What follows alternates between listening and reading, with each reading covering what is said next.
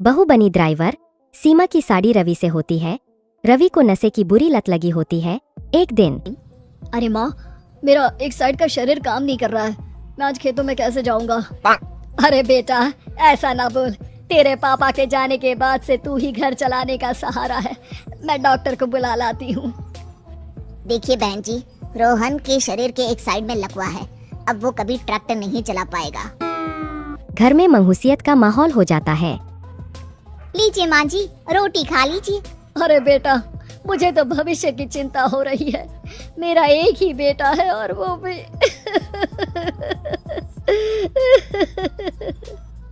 माँ जी, आप चिंता न करें। जब तक ये बीमार है मैं खेत जाकर काम कर लिया करूंगी।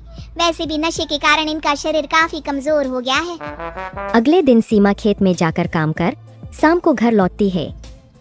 ये ले बेटा, पानी पी ले। कैसा रहा काम का पहला दिन? माँ जी, काम तो ठीक है, लेकिन मैं अगर ट्रैक्टर चलाना सीख लूँ ना तो काम और भी आसान हो जाएगा। अरे बेटा, दुनिया क्या कहेगी कि औरत होकर ट्रैक्टर चला रही है।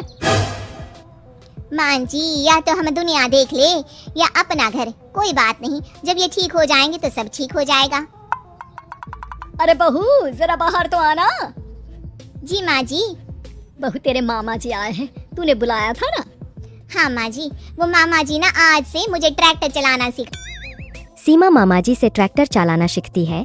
वो मन लगाकर खेतों में काम करती है। और एक दिन माँ जी, पता है इस बार पूरे गांव में सबसे ज्यादा फसल का उत्पादन हमारे खेतों में हुआ है। इस साल तो खूब पैसे आएंगे। हाँ। सास खुश नहीं होती है। वो चुपचाप वहाँ से जाने लगती है। तभी सीमा उसे रोक लेती है।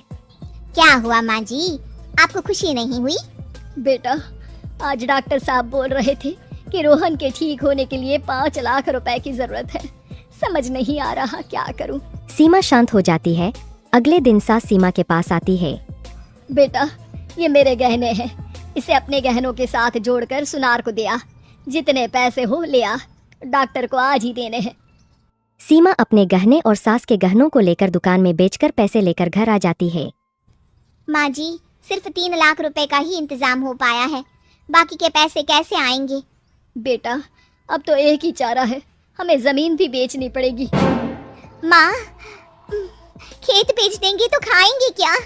अरे बेटा, कोई दूसरा चारा भी तो नहीं है। रोहन ठीक हो जाए तो वो मेहनत करके इससे भी बड़ी जमीन ले लेगा। सास बहू मिलकर खेत भी बेच देते हैं। अब पूरे पैसे लेकर सास डॉक्टर के पास जाती है। डॉक्टर साहब, ये लीजिए सारे पैसे। बस किसी तरह मेरे बेटे को ठीक कर दीजिए। आपका बेटा ठीक तो हो जाएगा, लेकिन 6 महीने का समय लगेगा। सास बहू सोच में पड़ जाते हैं कि अब तो कोई जारिया भी नहीं रहा जहाँ से उन लोगों की कमाई हो। अब कमाएंगे नहीं तो खाएंगे क्या? माँ जी, मेरे माता पिता ने लड़की होने के कारण मुझे ज्यादा पढ़ाया लिखाया नहीं, लेकिन ट्रैक्टर चलाना सीखकर मैं कुछ काम करने के लायक तो हो ही गई हूँ। अरे बेटा, ट्रैक्टर अब कहाँ चलाएगी? खेत तो बिक गए हैं। माँ जी, मैं किसी और के खेतों में दिहाड़ी में काम कर लूंगी।